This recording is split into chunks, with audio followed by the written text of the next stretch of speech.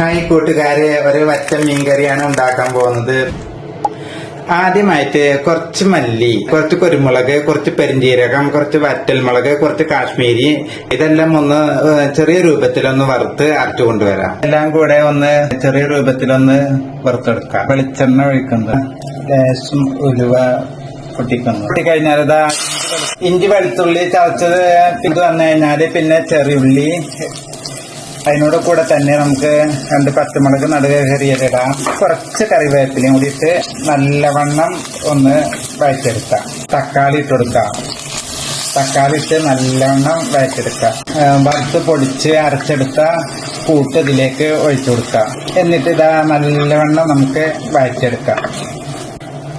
ഇതാ അരപ്പ് നല്ലവണ്ണം വേണ്ട എണ്ണമയം തെളിഞ്ഞു വന്നിട്ടുണ്ട്.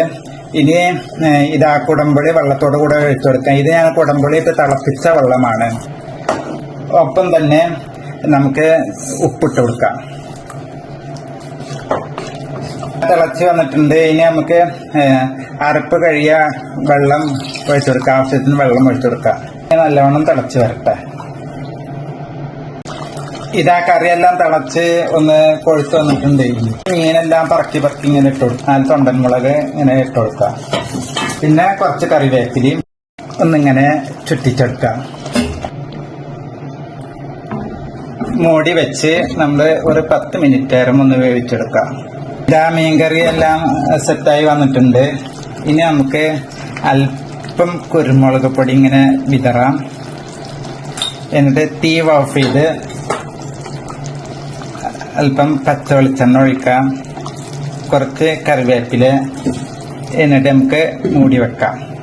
ഇങ്ങനെ ഇരിക്കട്ടെ ഒരു അരമണിക്കൂർ. ശേഷം നമ്മുടെ മീൻകറി ഇത് തുറന്നു നോക്കിയപ്പോൾ അടിപൊളി മണം ഇങ്ങനെ അടിക്കുന്നുണ്ട്. നല്ല സെറ്റായി വന്നിട്ടുണ്ട്. ഇതാ അടിപൊളിയായിട്ട് വന്നിട്ടുണ്ട്. മീൻകറി ഒന്ന് കഴിച്ചു നോക്കട്ടെ കേട്ടോ.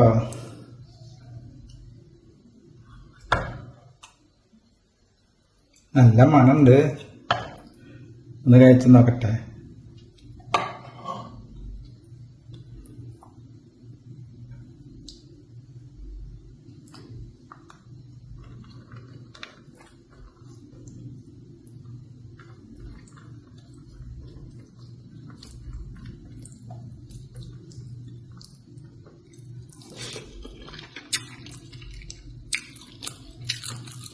നല്ല രുചിയുള്ള മീൻകറിയാണ്.